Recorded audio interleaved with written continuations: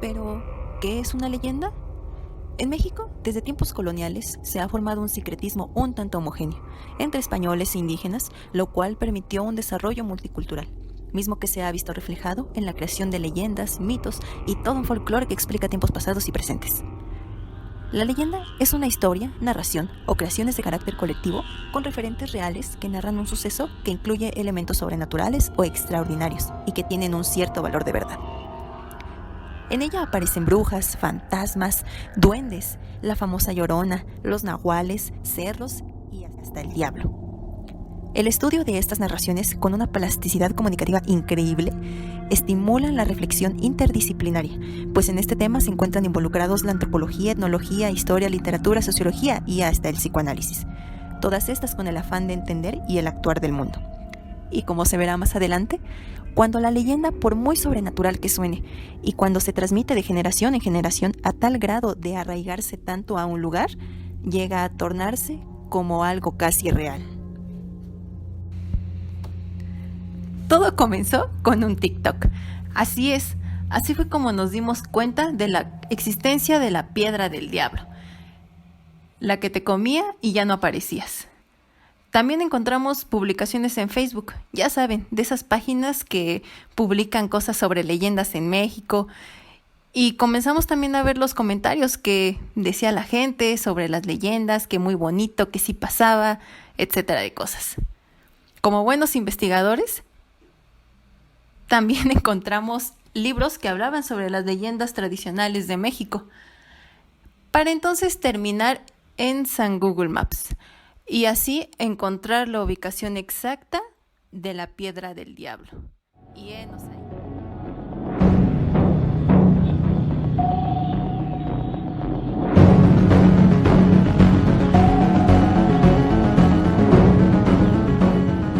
El día de hoy nos encontramos en el Parque Nacional Fuentes Brotantes, ubicado al sur de la Ciudad de México, en la alcaldía Tlalpan, en esta llamada Piedra Encantada, también conocida como la Piedra del Diablo, en la que incluso dicen que es un meteorito.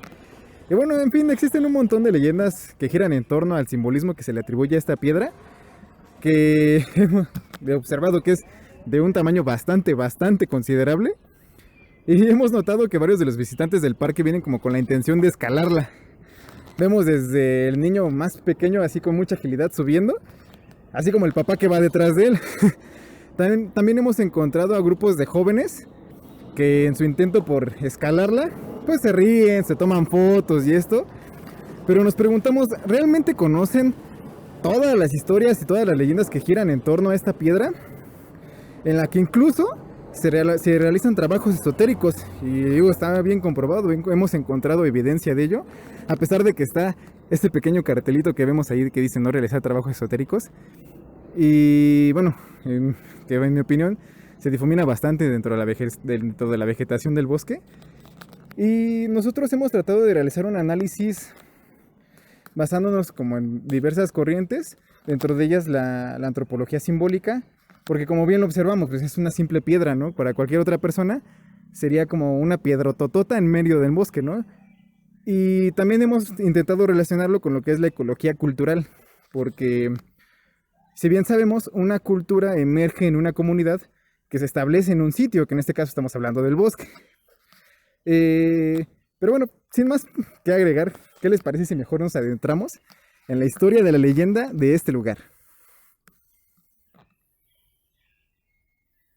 Actualmente el Parque Nacional Fuentes Brotantes es un lugar de ocio y recreación ubicado al sur de la Ciudad de México, un cachito de naturaleza en medio de esta gran urbe, en el cual podemos encontrar un río en medio del bosque, aunque claro está que parte de este se encuentra entubado actualmente. Anteriormente, en 1831, se instauró la fábrica de textiles La Fama Montañesa, la cual tuvo como dueño al español Ricardo Sáenz, al cual le pertenecían más de 6.000 hectáreas de terreno, incluyendo no solo el terreno de la fábrica ni el Parque Fuentes Brotantes, sino también una parte que se logra conectar hasta el Ajusco. Y fue hasta 1936 cuando por decreto del presidente Lázaro Cárdenas del Río se convirtió en Parque Nacional. La fábrica aprovechó la corriente del río para colocar dinamos que le pudieran proporcionar energía eléctrica, así como la explotación de sus recursos, por lo que los problemas con el agua se comenzaron a tornar más que evidentes, y con esto los vecinos de la localidad no estaban de acuerdo. Como vimos, fue en el año de 1831 cuando la fábrica se construyó en el lugar, originalmente llamada Fábrica de Hilados Compañía Industrial Mexicana, posteriormente cambiando a la Fama Montañesa.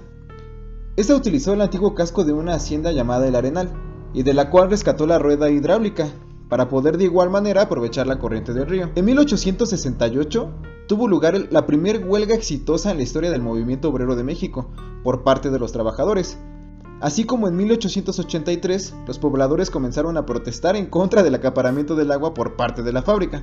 Pero ya en épocas un poquito más actuales, también se dice que fue en 1926 cuando se realizó uno de los 3 exorcismos dentro de ella, ya que los trabajadores argumentaban que escuchaban ruidos extraños y además veían apariciones mientras cruzaban un pequeño callejón ubicado en la parte trasera de la fábrica para llegar al bosque. Y para 1997 se construyó la parroquia de la Purísima Concepción con las cooperaciones de los trabajadores. Sin embargo, después de un año, en 1998, la fábrica cerró por completo, y también se dice que fue en este año cuando sucedió el último exorcismo dentro de la fábrica. Como podemos observar, la fábrica funcionó durante muchísimos años, con lo que el crecimiento demográfico que trajo consigo creció exponencialmente.